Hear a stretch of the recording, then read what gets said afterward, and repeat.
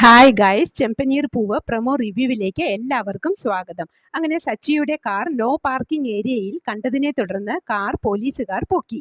തന്റെ car police കൊണ്ടുപോകുന്നത് കണ്ട് ഓടി വന്ന് സച്ചി പറയുന്നുണ്ട്, സോറി സർ, അറിയാതെ പാർക്ക് ചെയ്തു പോയതാണ്, ഞാൻ ഫൈൻ അടയ്ക്കാൻ തയ്യാറാണ് എന്ന്. അതൊന്നും കൂട്ടാക്കാതെ, സച്ചി പറഞ്ഞത് കൂട്ടാക്കാതെ കോൺസ്റ്റബിൾ അരുൺ സച്ചിയോട് അച്ഛനെ പറ്റി മോശമായി പറഞ്ഞു. അത് കേട്ട് സച്ചി കോൺസ്റ്റബിൾ അരുണിന്റെ കോളറിൽ കയറി പിടിച്ചു. ഇത് കണ്ട രംഗം വഷളായതിനെ തുടർന്ന് വണ്ടിയും സച്ചിയും പോലീസ് സ്റ്റേഷനിലായി.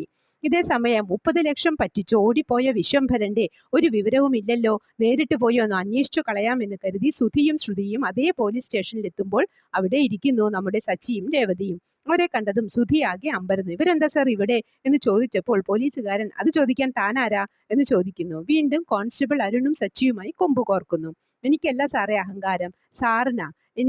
സാറിനെ എനിക്ക് ശരിക്കും അറിയാഞ്ഞിട്ടാ സാറ് എന്നെ ഇങ്ങനെ കളിയാക്കുന്നത്. ഈ സ്റ്റേഷനിൽ വെച്ച് സാറിനോട് ഇങ്ങനെ പറയുമ്പോൾ തന്നെ അറിഞ്ഞൂടെ സർ ഞാൻ അത്ര മോശക്കാരനല്ല എന്ന്.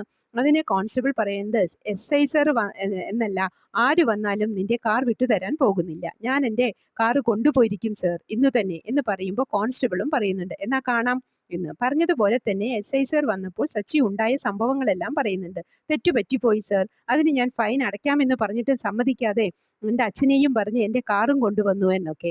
SI അത് എന്തൊക്കെയോ പറഞ്ഞ് ഒത്തുതീർപ്പാക്കി കാറ് റിലീസ് ചെയ്യുന്നുണ്ട്. ഇതേസമയം ഇതേ അരുൺ തന്നെയാണ് നമ്മുടെ ദേവുവിനെ ഇഷ്ടപ്പെടുന്ന കോൺസ്റ്റബിൾ. പിന്നീട് സച്ചിയും രേവതിയും വീട്ടിൽ വന്ന് രവിയേട്ടനോടും ചന്ദ്രമതിയോടും ഉണ്ടായ സംഭവങ്ങളെല്ലാം പറയുന്നുണ്ട്. കൂട്ടത്തിൽ സുധിക്ക് പോലീസുകാരന്റെ കയ്യിൽ നിന്നും 2 എണ്ണം കിട്ടിയതുമെല്ലാം പറഞ്ഞ് ചിരിക്കുന്നുണ്ട്.